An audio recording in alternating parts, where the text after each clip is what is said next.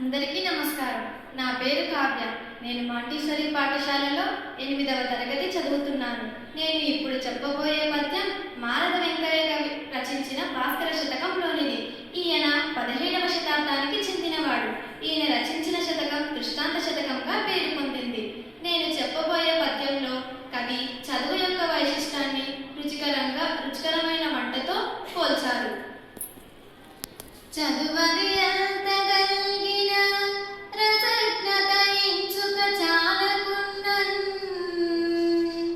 చదువది ఎంతగలిగిన రసజ్ఞత ఎంచుక చాలకున్నన్.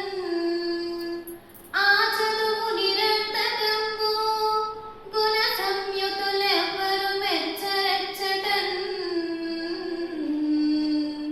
పదలుగా మంచి కూర నలపాకము చేసిన నైనా నందు నింపొదవెడు నొప్పు లేక రుచి పుట్టగా నేర్చునటయ్య భాస్కరా.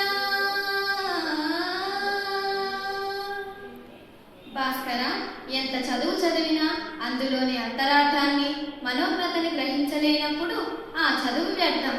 దీన్ని గుణవంతులు మెచ్చుకోరు.